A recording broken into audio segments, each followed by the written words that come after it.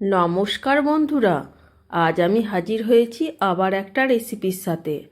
আজ আমি আপনাদের সাথে শেয়ার করব রুই মাছের একটা রেসিপি। এই ধোয়া ওঠা গরম ভাতের সাথে রুই মাছের এই রেসিপিটা লাগে দুর্দান্ত খেতে।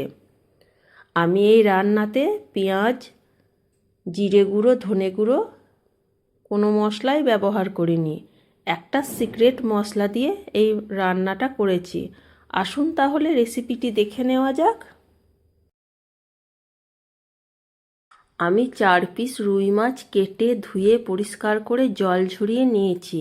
এবার আমি এর মধ্যে হাফ চামচ লবণ, হাফ চামচ হলুদ গুঁড়ো দিয়ে দিলাম। লবণ হলুদটা মাছের মধ্যে মাখিয়ে আমি 20 মিনিটের জন্য রেস্টে রেখে দিচ্ছি। আমি ওভেনে একটা তাওয়া বসিয়ে দিলাম। এর মধ্যে 1 চামচ সরিষার তেল দিয়ে দিলাম। তেলটা খুব ভালোভাবে গরম করে নেব, তাহলে মাছটা এই তাওয়ার মধ্যে ধরে যাবে না। তেলটা গরম হয়ে গেছে, এবার আমি মাছগুলো তাওয়ার মধ্যে এক একটা করে দিয়ে দিচ্ছি।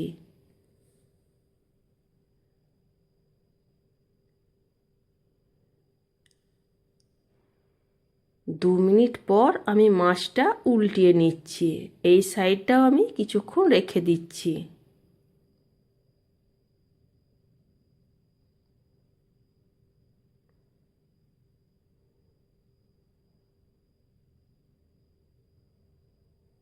মাছগুলো বেশ ভালোভাবেই ভাজা হয়ে গেছে। এবার আমি মাছগুলো তুলে নিচ্ছি। আপনারা চাইলে আরও বেশি তেলেও মাছগুলো ভেজে নিতে পারেন। আমি আবার ওভেনে একটা কড়াই বসিয়ে দিলাম। এর মধ্যে 1 চামচ সরিষার তেল দিয়ে দিলাম।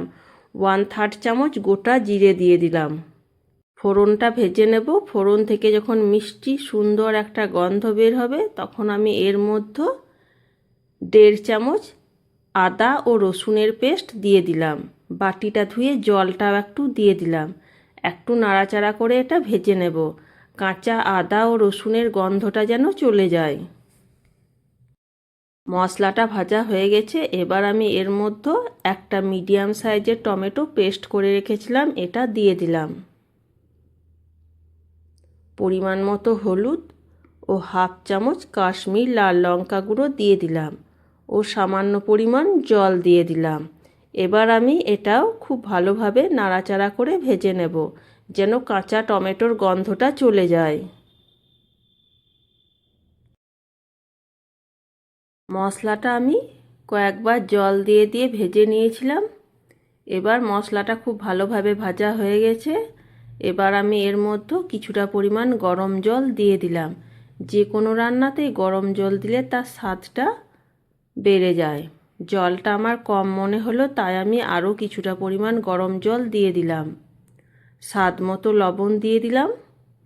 2 চেরানো কাঁচা লঙ্কা দিয়ে দিলাম। এবার আমি এটা 2 মিনিটের জন্য ঢেকে দিলাম। আমি আবার 2 মিনিট পর ফিরে এলাম। এবার ভেজে রাখা মাছগুলো আমি এই ঝোলের মধ্যে দিয়ে দিলাম।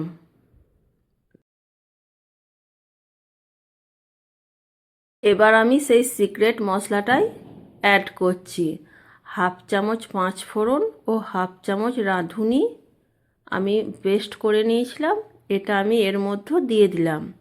আবার আমি এটা 2 মিনিটের জন্য একটা ঢাকনা দিয়ে দিলাম। আমি আবার 2 মিনিট পর ফিরে এলাম। মাঝে একবার মাছগুলো উল্টিয়ে নিয়েছিলাম, একবার সমস্ত কিছু নাড়াচাড়া করে নিচ্ছি। এবার এটা আমি নামিয়ে গরম গরম ভাতের সাথে সার্ভ করে নেব। বন্ধুরা, আজ আমার এই 5 ফোড়ন রুইয়ের রেসিপিটা আপনাদের কেমন লেগেছে অবশ্যই কমেন্ট করে জানাবেন। আর এভাবে যদি বাড়িতে না বানিয়ে থাকেন, অবশ্যই একবার বানিয়ে দেখবেন এবং কেমন হয়েছিল আমাকে কমেন্ট করে জানাবেন।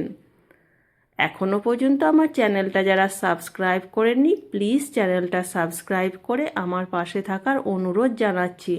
তাহলে আবার দেখা হবে নতুন কোনো ভিডিওর সাথে।